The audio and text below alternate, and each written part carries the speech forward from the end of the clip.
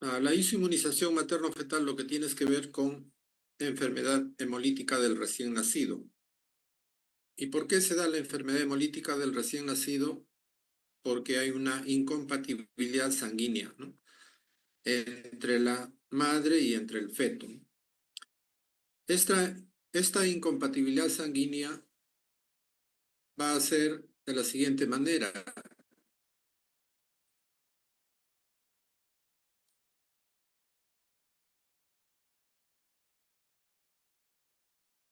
Puede ser del grupo ABO, del glóbulo rojo, puede ser del RH, o también puede ser de otros que se llaman anticuerpos irregulares no RH.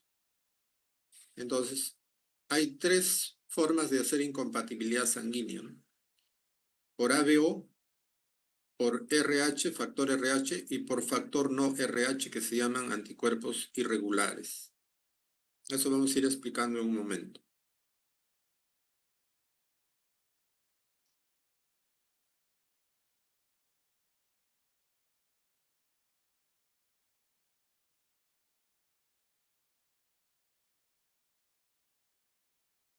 Aquí tenemos el esquema de lo que es la placenta, donde tenemos el cordón umbilical, ¿no?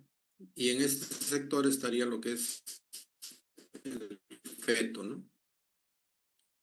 Y por otro lado tenemos al otro lado de la placenta donde va la circulación que pertenece a la madre. Entonces, cuando tenemos una madre que es del grupo O, ¿no?, madre del grupo O, ella va a fabricar inmunoglobulina G anti-A y anti-B, pero el requisito es que la madre sea del grupo O para que pueda fabricar anti-A y anti-B. A ver, vamos a explicar mejor eso.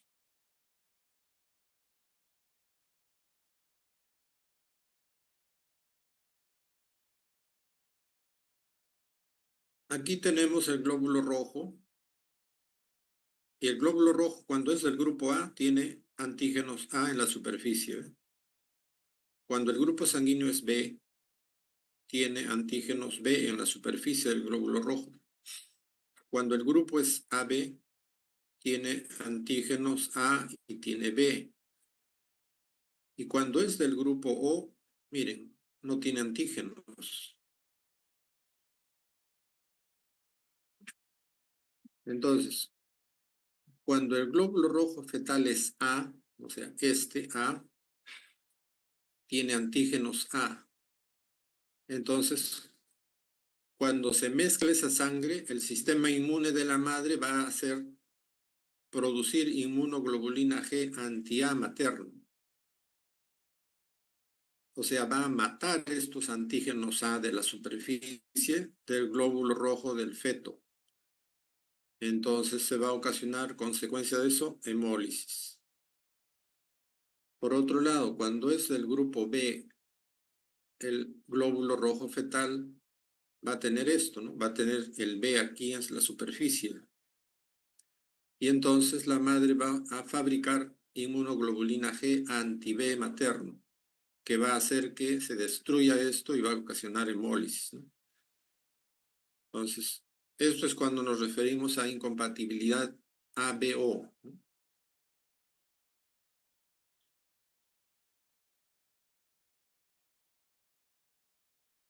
¿Sí? A ver.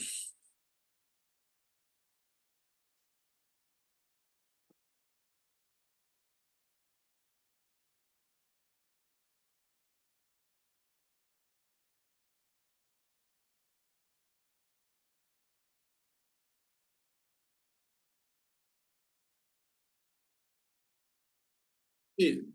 ¿Cómo estuvo? ¿Cómo se apellidó?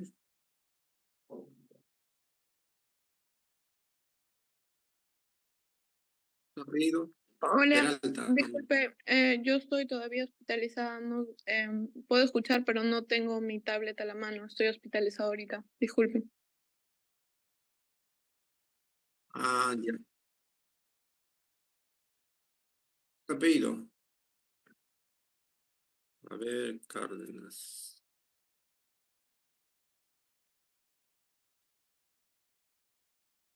Andrea Cárdenas. ¿Sí? Ah, ya, ya.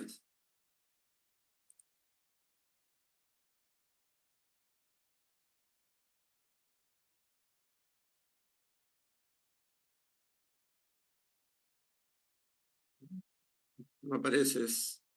¿Tu otro apellido?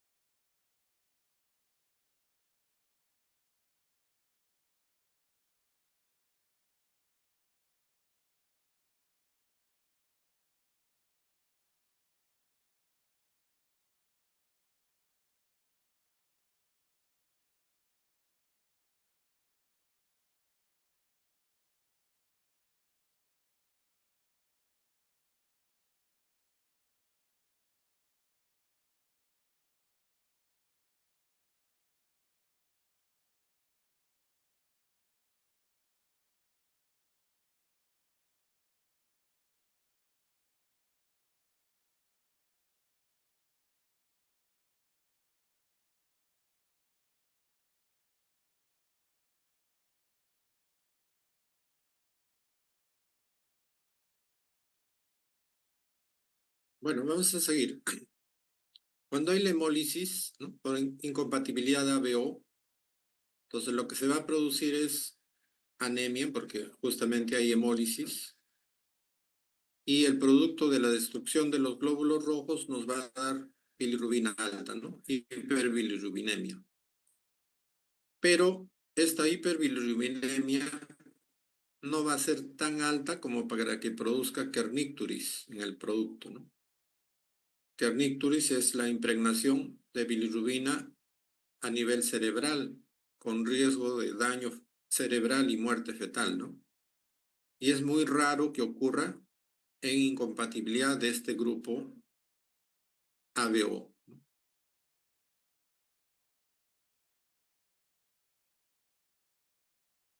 Tampoco la anemia va a ser tan grave en este tipo de incompatibilidad ABO. Entonces, a veces es suficiente solo la fototerapia. Y el usar exsanguinotransfusión va a ser raro.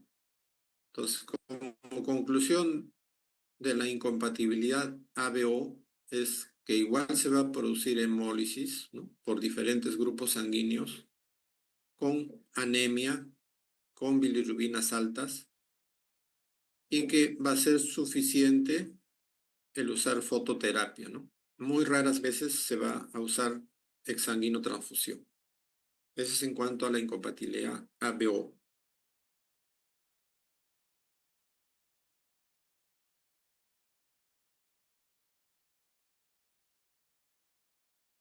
Entonces, ¿cómo vamos a hacer el control materno cuando tenemos, o para poder nosotros identificar si estamos ante incompatibilidad ABO? Lo que tenemos que hacer es CUMS indirecto, ¿no?, a la madre, ¿no? Cuando uno hace al feto se llama CUMS directo, ¿no? Pero cuando haces a la madre se llama CUMS indirecto. ¿Y qué vamos a detectar en el CUMS indirecto? Vamos a detectar inmunoglobulinas, justo lo que buscamos, ¿no? Anti-A o anti-B. Si encontramos que esto está elevado, hay una posibilidad que está habiendo incompatibilidad. Entonces, mayor a 32 de estos valores son criterios diagnósticos para enfermedad hemolítica de recién nacido de grupo ABO, mayores a 32. Hay libros que van a decir 22, 26, 30, 28, pero la mayoría de libros nos dicen que cuando tenemos valores superiores a 32, ya es como un criterio diagnóstico para decir que estamos haciendo este problema de incompatibilidad de grupo ABO.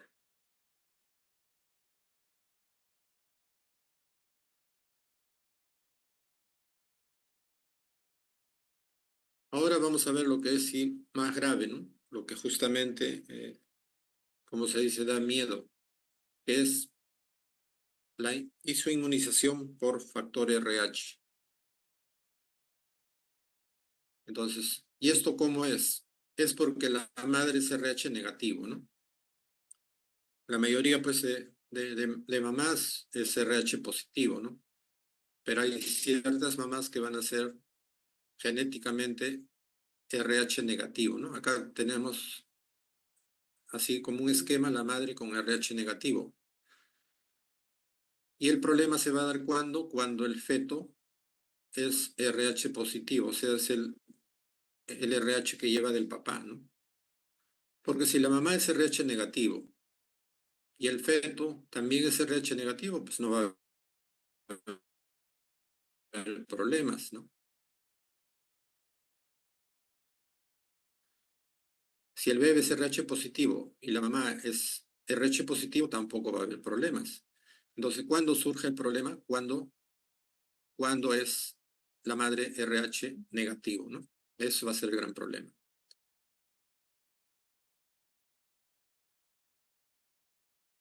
Entonces, la incompatibilidad entre anticuerpos maternos y eritrocitos fetales va a producir que haya hemólisis fetal, ¿no? O sea, la consecuencia va a ser hemólisis fetal. Eso es lo que va a producir todo el daño fetal. Daño neurológico, daño cardiológico y a veces muerte fetal. ¿Y cuál es la finalidad de nosotros? Es detectar uno y prevenir con inmunoglobulinas anti-RH. Entonces, para eso estudiamos esto, ¿no? Para que cuando tengamos en nuestro control prenatal una madre que tiene RH negativo, inmediatamente ponemos en práctica todo esto que sabemos, ¿no? Porque si no va a haber hemólisis fetal y va a haber probablemente muerte fetal.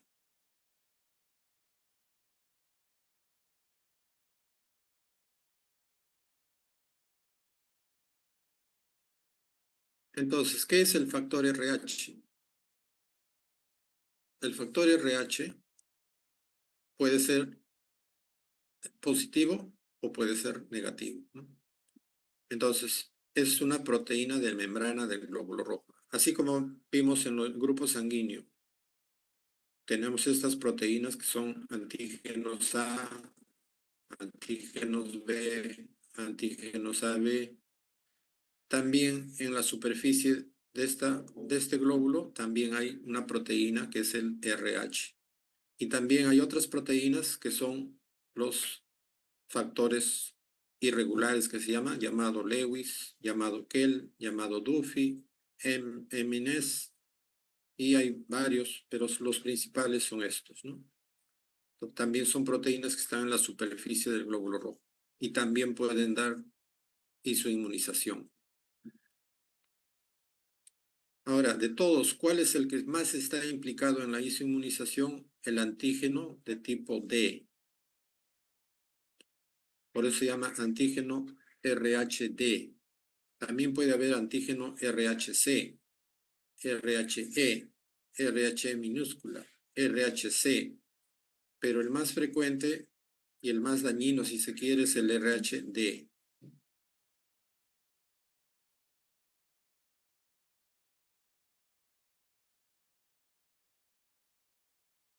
A ver, a ver, a ver.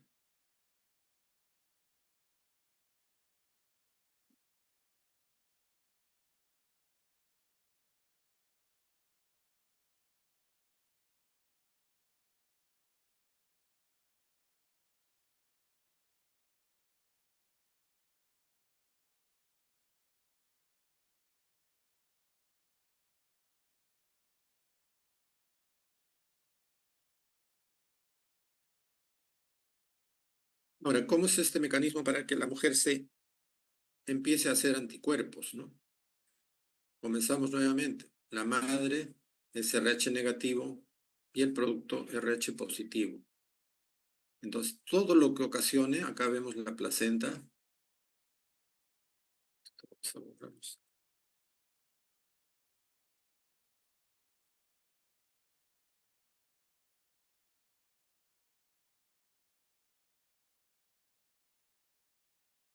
Aquí vemos la placenta, que es, como se dice, el filtro, ¿no? Donde se va a combinar madre con feto. Entonces, todo lo que ocasione que esto se lesione, se rompa, heridas, etcétera, va a ocasionar que esta sangre sea mezclada. Y la madre va a tener la capacidad de fabricar anticuerpos contra esto, porque esto es una noxa para la madre. Entonces, el parto, lógico, porque el parto va a haber desprendimiento de placenta, va a haber mezcla de sangre, una amenaza de aborto. Ustedes ven que hay coágulos retroplacentarios, etcétera, en la amenaza de aborto. Hay un desprendimiento pequeño de la placenta o de lo que va a ser la placenta. También es un causante de inmunización. La placenta previa, el DPP con mayor razón. Entonces, cuando hacemos amniocentesis, ¿no? Cuando introducimos para algún procedimiento una aguja, podemos lesionar parte de la placenta y eso hace que se mezcle sangre. Un traumatismo abdominal, un accidente de tránsito, una caída, etcétera, puede haber desprendimientos de placenta, igual se va a mezclar sangre. En la sierra se hace a veces mucha versión cefálica externa, ¿no? Tratando de poder mejorar la posición del bebé. Se desprende la placenta con esos movimientos bruscos y también hay pasaje de sangre, combinación y inmunización. Lógico, cuando hay la expulsión de la placenta se tiene que desprender todo este tejido, pero ahí hay combinación de sangre. El embarazo ectópico igual, porque en cualquier parte del, del abdomen o la pelvis materna a veces se inserta y eso va a salir igual cuando uno opere o cuando se desprenda solo, combinando sangre, ¿no? Entonces, todas estas causas van a producir isoinmunización, porque la madre va a detectar inmediatamente que hay glóbulos rojos extraños a la madre, ¿no? Porque son RH positivos y la madre es RH negativo. Entonces, al captar eso, su sistema inmune se va a activar, ¿no?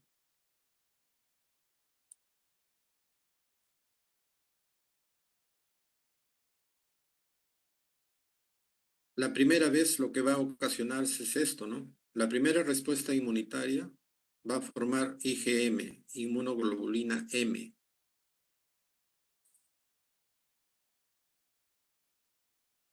Esta inmunoglobulina M es muy grande.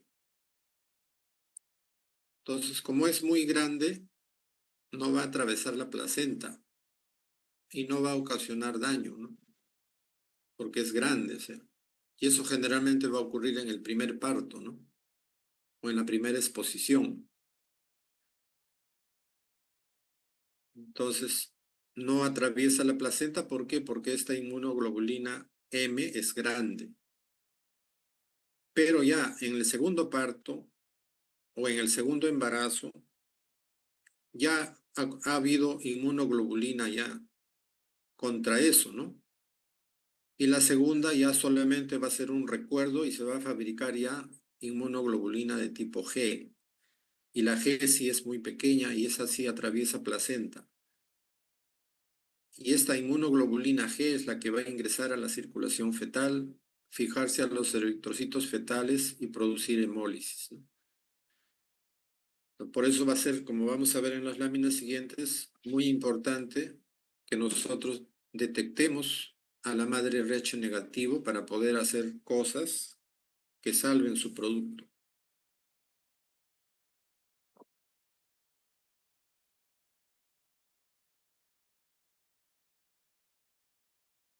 Entonces, cuando tenemos una isoinmunización de tipo leve, ¿no? Estamos hablando de leve, y por otro lado, podemos tener también la forma severa, ¿no? Entonces, tenemos una forma severa y una forma leve. Cuando tenemos la forma leve,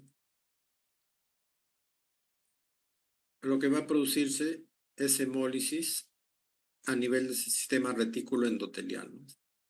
Sistema retículo endotelial, pues saben, es donde se va a producir todos los glóbulos rojos, ¿no? Y en el feto, el principal lugar de producción de glóbulos rojos es el hígado, ¿no? A diferencia ya de masa adultos, pues es el hueso, ¿no? Pero aquí básicamente es hígado. Entonces, la principal sitio de hemólisis va a ser el sistema retículo endotelial, predominio hepático. ¿Qué cosa va a hacer la hemólisis? Va a hacer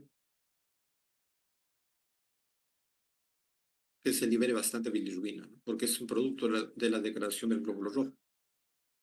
¿Qué más va a producirse? Anemia.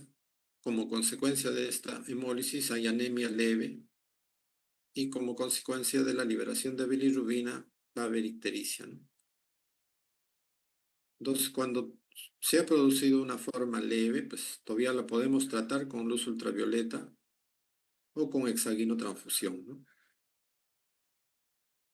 Entonces, habíamos visto que cuando hay incompatibilidad de grupo nada más, del grupo ABO, a veces es suficiente fototerapia, ¿no? Y muy raras veces se usaba hexanguinotransfusión. Pero cuando ya hizo inmunización por grupo, por factor RH, sí ya usamos a veces ambos, a veces predomina ya la hexanguinotransfusión, ¿no?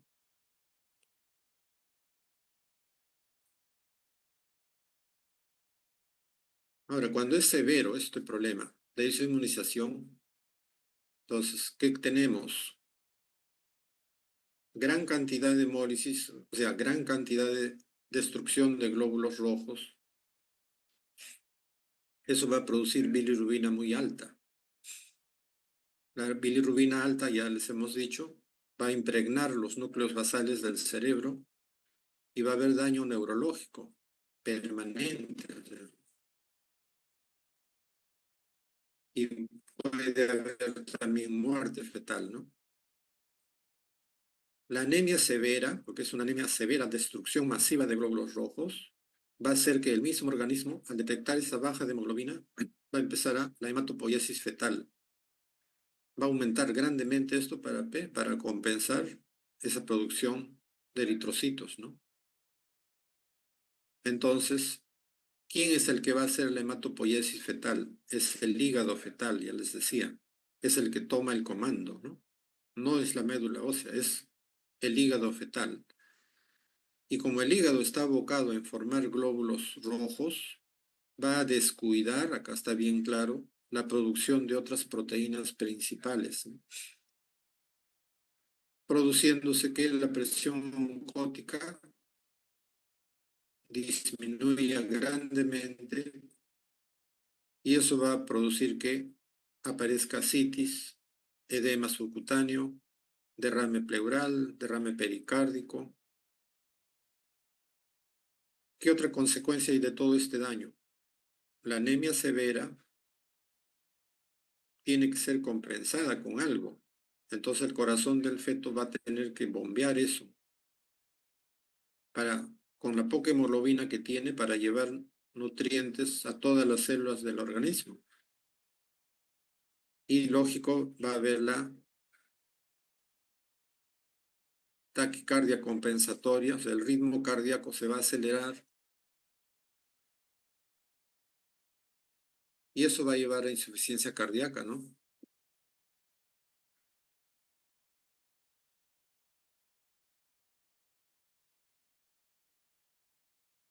Consecuencia de todo esto, ¿qué cosa va a hacer?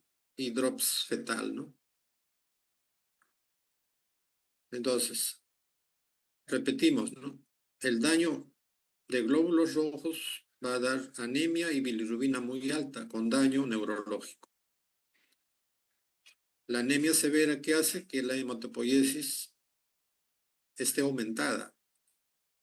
¿Y quién se encarga de la hematopoiesis para compensar los glóbulos rojos? El hígado. El hígado va a descuidar la producción de otras proteínas, bajando la presión oncótica con edema fetal. En todos los compartimientos va a haber anasarca total, ¿no? Edema subcutáneo, derrame pleural, ascitis, derrame pericárdico. Y el corazón, para compensar esa anemia, simplemente va a empezar a bombear más hasta llegar a la insuficiencia cardíaca. Consecuencia final, hidropesía fetal, ¿no? Ahí vemos al fetito todo hinchado, su abdomen globuloso, su carita globulosa, sus manos hinchadas, piernas, testículos hinchados, cordón umbilical hinchado, a un paso de la muerte.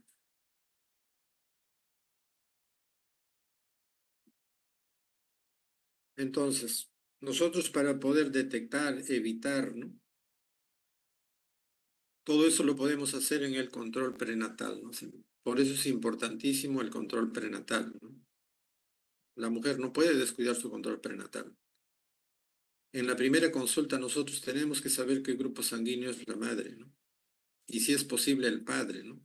Acá en Perú muy poco se hace del padre, pero en otros países desarrollados hacen grupo sanguíneo al padre y a la madre. Y es la única forma de poder identificar si son de diferentes grupos, ¿no? Para que nos avisen ya que algo va a pasar. Entonces, pedimos siempre grupo, pedimos RH también, ¿no? ¿Qué más tenemos que hacer en el control prenatal? Test de CUMS indirecto, ¿no? No el directo, porque el directo es al feto. CUMS indirecto, que es a la madre. Eso, en el primer embarazo, de cajón esto. Y en el segundo embarazo, igual, hay que pedir también CUMS indirecto.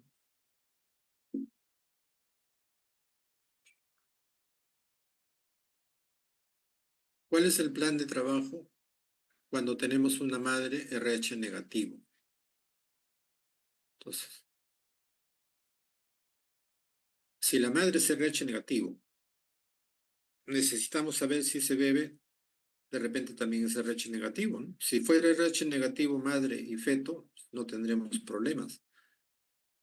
pero el problema va a ser si la madre es RH negativo y el producto es RH positivo, pero ¿cómo nos damos cuenta que el bebé o el feto es RH positivo? Ahora hay forma de hacerlo, ¿no? Determinar RH fetal, ¿no? Se hace con amplificación por PCR, ¿no? Por proteína C reactiva, en partículas del ADN fetal, ¿no? O sea, se le saca plasma a la madre, ahí se busca el ADN fetal y se le hace esa amplificación para ver qué tipo de RH es el feto. A la gestante, si es RH negativo ya, ¿qué le tenemos que hacer? Ya sabemos que es RH negativo a la madre, tenemos que hacerle CUMS indirecto todos los meses, hasta la semana 28. Y después tenemos que hacerle cada 15 días hasta que acabe el embarazo. O sea, esa es la forma de monitorear. No es que solo le haces un CUMS indirecto, nada más. Cada mes se le tiene que hacer.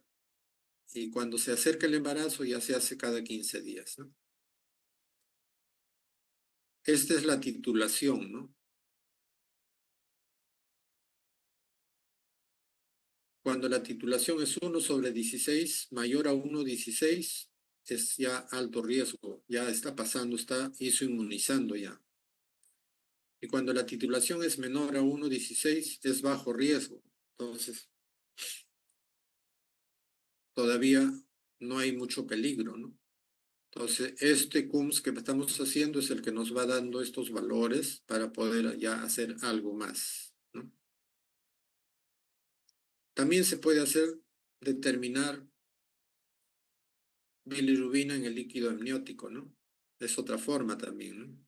Se hace amnocentesis y por electroforesis podemos determinar el nivel de bilirrubina, ¿no? Pero eso como que ya está pasando a la historia. Ahora ya se hace la evaluación de anemia fetal, porque al final lo que nos interesa es si el bebé está hemolizando o no. O sea, si el bebé está haciendo anemia, lógico, la bilirrubina va a aumentar. Y lo que nos interesa es saber si el bebé está haciendo anemia o no. ¿Y cómo detectamos eso? Mediante Doppler de arteria cerebral media, ¿no?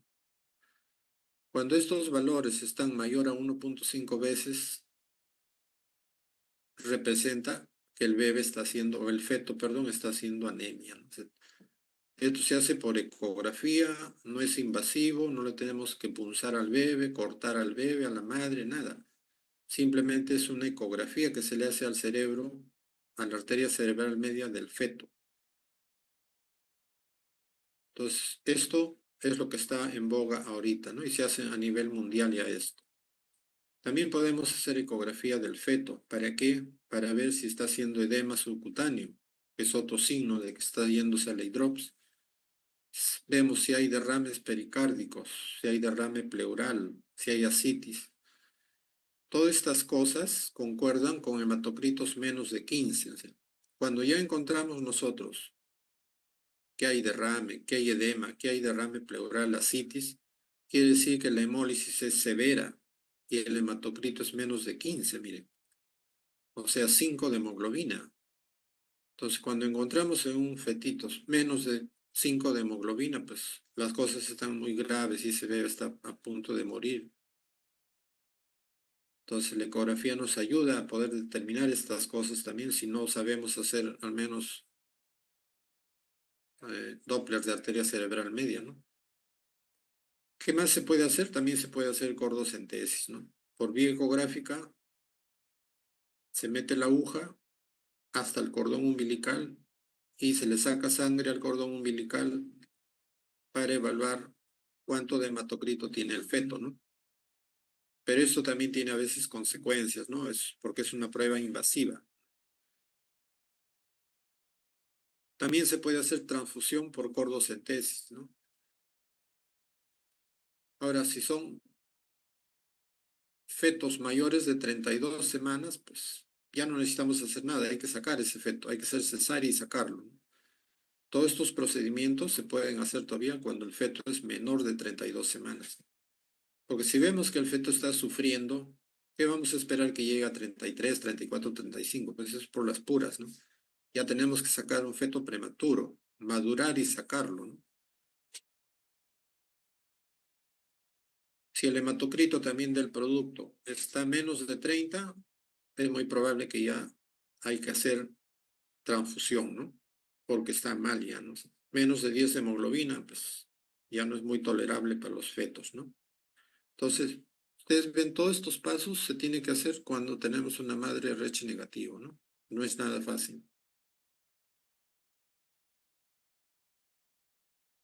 Entonces, como les decía, ¿no? Si el feto ya tiene más de 32 semanas y vemos que está habiendo problemas, tenemos que terminar el embarazo, ¿no? Hay que madurar el pulmón, ya saben, con corticoides y cesárea electiva. Pues a nadie se le va a ocurrir dar un parto vaginal. Porque un bebé anémico que está mal, ¿cómo le sometemos a un parto vaginal? Va a ser sufrimiento fetal y se nos va a morir en el trabajo de parto, ¿no?